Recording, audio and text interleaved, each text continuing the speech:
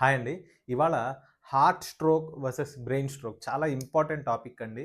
ఎందుకంటే ఆల్మోస్ట్ రోజుకి 50,000 నుంచి 70,000 మంది ఈ హార్ట్ అటాక్స్, బ్రెయిన్ స్ట్రోక్స్ వల్ల అంటే పక్షవాతాల వల్ల చనిపోతూ ఉంటారు. ఈ రెండిటికి వ్యత్యాసం ఒక కామన్ పీపుల్‌కి ఒక అవగాహన తెలియాలండి. చాలా ఇంపార్టెంట్ వీడియో, దయచేసి పూర్తిగా చూడండి. సో ఫస్ట్ ఏంటంటే అసలు ఈ స్ట్రోక్ అంటే ఏంటి? జనరల్‌గా చెప్తున్నాను. స్ట్రోక్ అంటే ఏంటంటే దేనికైనా సరే ఆర్గన్‌కి రక్తం సప్లై, బ్లడ్ సప్లై, ఓకేనా? బ్లడ్ సప్లై తగ్గిపోతే దాన్ని స్ట్రోక్ అంటారు. ఒకవేళ కనుక ఈ బ్లడ్ సప్లై హార్ట్‌కి తగ్గిపోయిందనుకోండి, హార్ట్ అటాక్ వస్తదనమాట. అదే బ్రెయిన్‌కి బ్లడ్ సప్లై తగ్గిపోతే గనక బ్రెయిన్ స్ట్రోక్ వస్తది. సో, ఈ బ్రెయిన్ స్ట్రోక్, హార్ట్ అటాక్స్ ఎందుకు ఇంపార్టెంట్ అంటేనండి, ఈ హార్ట్ అటాక్స్ కానీ, బ్రెయిన్ స్ట్రోక్స్ కానీ వచ్చినప్పుడు టైమ్లీ రెస్పాన్స్ అనేది చాలా ఇంపార్టెంట్. అంటే ఎవరికైనా హార్ట్ అటాక్ వచ్చినప్పుడు, బ్రెయిన్ స్ట్రోక్ వచ్చినప్పుడు యాజ్ ఎర్లీ యాజ్ పాసిబుల్ గనక మనం రెస్పాండ్ అయితే ఆ రికవరీ అనేది చాలా మంచిగా ఉంటది. సో, సింపుల్‌గా చెప్పాలంటే time is brain and time is muscle. అంటే ఒక్క నిమిషం గనక డిలే చేస్తే బ్రెయిన్ స్ట్రోక్ వచ్చినప్పుడు ఒక్కొక్క నిమిషానికి 20,00,000 బ్రెయిన్‌లో ఉండే కణాలు, నర్వ్స్, న్యూరాన్స్ అంటారు, అవి చచ్చిపోతా ఉంటాయి. అండ్ ఈ బ్రెయిన్ స్ట్రోక్‌కి, హార్ట్ స్ట్రోక్‌కి వెరీ ఇంపార్టెంట్ డిఫరెన్స్ ఉంది. ఇది అందరూ తెలుసుకోవాలి. ఏంటంటే ఈ బ్రెయిన్ ఫంక్షన్, హార్ట్ ఫంక్షన్ కంప్లీట్‌లీ డిఫరెంట్ అండి. అంటే సింపుల్‌గా చెప్పాలంటే ఇప్పుడు సపోజ్ మన గుండె ఉందనుకోండి. మన గుండె అనేది మొద్దు పని చేస్తా ఉంటది. మొద్దు పని అంటే ఏంటంటే దానికి ఒకే ఒక్క పని ఇస్తాం. ఆ ఒక్క పనే ఆ గుండె చేస్తా ఉంటది. కానీ బ్రెయిన్ అలాంటిది కాదు. బ్రెయిన్ అనేది చాలా కాంప్లెక్స్ పని చేస్తా ఉంటది. సో, అర్థమయ్యేటట్టు చెప్తాను చూడండి. ఇది ఇసుక అనుకుందాం. శాండ్. ఈ ఇసుకని ఎత్తి ఇక్కడెయ్యాలి. ఓకేనా? ఈ ఇసుకని ఎత్తి ఇక్కడెయ్యాలి. సో, ఈ ఇసుకని ఇక్కడ ఎత్తి ఎయడానికి ఏమన్నా టాలెంట్ గావాలా? ఒక 100 మంది మనుషులున్నారనుకోండి. ఎత్తి ఒక్కొక్కడు కొద్ది కొద్దిగా ఇసుక ఎత్తి ఏస్తా ఉంటాడు. ఓకేనా?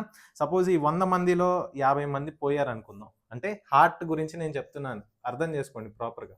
50 మంది పోతే మిగతా 50 మంది ఎట్టాగొట్టా ఈ ఇసుక ఎత్తి పని జేస్తా ఉంటారనమాట. అంటే కొద్ది కొద్దిగా ఇసుక అనేది అటు పోతా ఉంటది.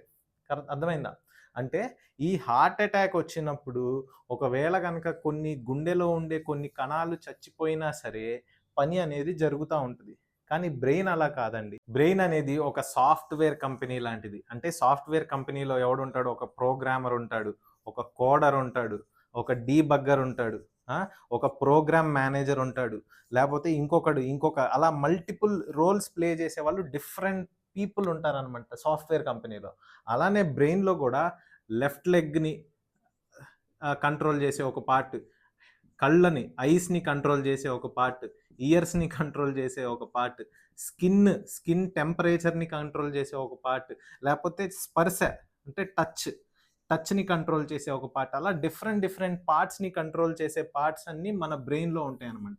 సో, అలా బ్రెయిన్ స్ట్రోక్ వచ్చినప్పుడు కొన్నిసార్లు ఏమైద్దంటే సపోజ్ ఒక పార్ట్ డ్యామేజ్ అయితే ఒకళ్ళకి ఒక వైపంతా పనిచేయదు. కుడి చెయ్యి, కుడి కాలు పడిపోతాయి. ఇంకొంతమందికి ఎడం చెయ్యి, ఎడం కాలు. కొంతమందికి కళ్ళు కనిపించవు. ఐస్ బ్లైండ్‌నెస్ వచ్చేస్తది. కొంతమందికి వినికిడి ఉండదు. కొంతమందికి స్పర్శ పోద్ది. అర్థమైందా? ఇలా ఈ డిఫరెంట్ పార్ట్స్ మనకి బ్రెయిన్‌లో డ్యామేజ్ అవుతాయన్నమాట. హార్ట్‌లో మహా అయితే గుండె యొక్క పంపింగ్ కెపాసిటీ తగ్గిపోయిద్ది. కాకపోతే ఈ బ్రెయిన్ స్ట్రోక్ వల్ల వచ్చే ఒక బ్యాడ్ థింగ్ ఏంటంటే అండి, బ్యాడ్ అని నేను చెప్పను. సపోజ్ ఎలా అంటే హార్ట్ అటాక్ వచ్చిందనుకోండి. హార్ట్ అటాక్ వచ్చినప్పుడు ఇజెక్షన్ ఫ్రాక్షన్ తగ్గిపోద్ది. ఇందాక చెప్పా గదా! ఇసుకెత్తేవాళ్ళు 50 మంది తగ్గిపోతే ఏమైద్ది? పని పడిద్ది. అలా పని పడినప్పుడు కొన్ని సార్లు ఏమైద్దంటే హార్ట్‌లో వెంట్రిక్యులర్ ఎరిథిమియాస్ అంటారు. ఏంటిది? వెంట్రిక్యులర్ ఎరిథిమియాస్. ఓకేనా? ఈ వెంట్రిక్యులర్ ఎరిథిమియాస్ ఏం చేస్తాయంటే మీ గుండె పంపింగ్ తగ్గేటప్పుడు సడెన్‌గా హార్ట్ రేట్ అనేది 200, 300కి ఎళ్ళిపోయి సడెన్‌గా పేషెంట్ కార్డియాక్ అరెస్ట్ అయిపోయి చచ్చిపోతారు. ఓకేనా? సో, ఈ వెంట్రిక్యులర్ ఎరిథిమియాస్ అనేవి ఈ హార్ట్ స్ట్రోక్స్‌లో అంటే హార్ట్ అటాక్స్‌లో కామన్ అనమాట. అందుకే కొన్నిసార్లు ఏంటంటే హార్ట్ అటాక్ వచ్చినోళ్ళు సడెన్‌గా చచ్చిపోతారు. కానీ బ్రెయిన్ స్ట్రోక్స్‌లో ఏంటంటే అండి, ఈ కుడి చెయ్యి, కుడి కాలు పడిపోయిందనుకోండి, వాడు చచ్చిపోడు ఆ మనిషి. లైఫ్ లాంగ్ కుడి చెయ్యి, కుడి కాలు పడిపోయి అలా మంచం మీద ఉండిపోతాడు. కొంతమంది లైఫ్ లాంగ్ నడవలేరు. కొంతమంది అలానే మాట పడిపోద్ది. కొంతమందికి లైఫ్ లాంగ్ బ్లైండ్ అయిపోతారు. అంటే జీవచ్యవాల్లాగా బతుకుతారండి బ్రెయిన్ స్ట్రోక్స్‌లో. అంతే. ఎందుకంటే ఈ బ్రెయిన్ స్ట్రోక్స్‌లో మార్టాలిటీ అనేది తక్కువ గానీ, మార్బిడిటీ అనేది ఎక్కువ. మార్బిడిటీ అంటే సఫరింగ్ అనమాట. హార్ట్ అటాక్ వచ్చిందనుకోండి, వాడు టైంకొచ్చాడా? మందు తీసుకున్నాడా? స్టెంట్ ఏసామా? బతికాడా?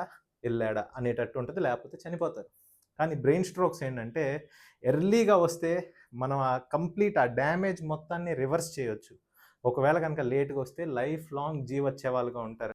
అసలెందుకు సార్ ఈ సోదంతా చెప్తున్నారంటే, ఈ హార్ట్ అటాక్స్ వచ్చినోళ్ళు as early as possible, even brain strokes వచ్చినోళ్ళు యాజ్ ఎర్లీ యాజ్ పాసిబుల్ మీరు హాస్పిటల్‌కొస్తే, ఒకవేళ గనక బ్లడ్ క్లాట్స్ కనుక ఏమన్నా ఉంటే, అవి కరిగే ఇంజెక్షన్స్ ఉంటాయనమాట. ఒకవేళ బ్రెయిన్ స్ట్రోక్స్ వస్తే గనక వితిన్ 4½ అవర్స్ 4 గంటల 30 నిమిషాల లోపు గనక మీకొస్తే, ఆ బ్లడ్ క్లాట్ కరిగే ఇంజెక్షన్. సో, థ్రాంబోలైసిస్ అంటారు. సో, ఆల్టిప్లేజ్, రెటిప్లేజ్, టెనెక్టిప్లేజ్ అని చెప్పేసి డిఫరెంట్ డ్రగ్స్ ఉంటాయి కదా!